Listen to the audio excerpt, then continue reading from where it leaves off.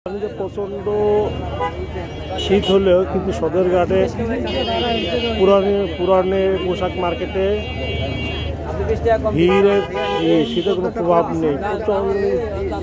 মোটামুটি শীতের পুরান শীতের দোকানগুলো প্রচন্ড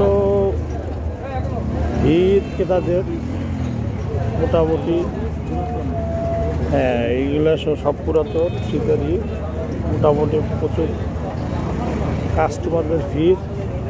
যে চতুর্দিক দিয়ে তো মনে হইতেছে যে চতুর্দিকে শীতের যে শীতের এত শীতের কারণে পুরাতন দোকানেও বেশ কাস্টমারদের প্রচণ্ড ভিড়।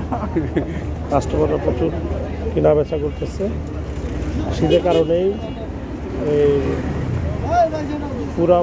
পুরাতন পোশাকদের বেশ কদর বাড়ছে।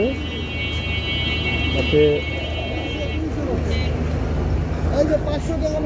500 টাকার মাল 200 টাকা বিক্রি করতেছে।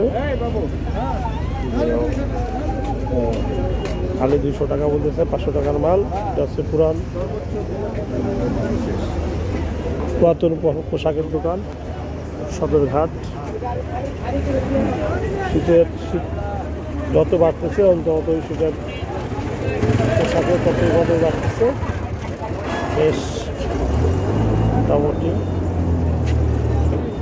আর এই সদরঘাটেও কাস্টমারদের ভিড়। সামনে এটি লঞ্চঘাট। লঞ্চঘাটও এখন আর পদ্মা সেতু হওয়ার পর থেকে এই লঞ্চঘাটের কদর কমে গেছে। কিন্তু পুরাতন পোশাক কারণটা কি, এখন অধিকাংশ যারা বরিশালগামী লোক তারা সবাই এখন কৃষি যায় আর কি, বাসেই যায়। বাসে যাওয়ার কারণে এখন ওই কৃষিরই প্রভাবও লঞ্চের কদর কমে গেছে। আর লঞ্চেরও আগের মতন যাত্রী ভিড় নেই।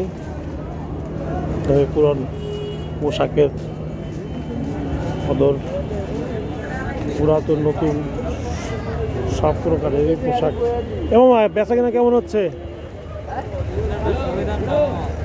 শীতে তো অনেক দোকান তো পুরা মানে কাস্টমার এত পরিমাণ যে কোনো নাই।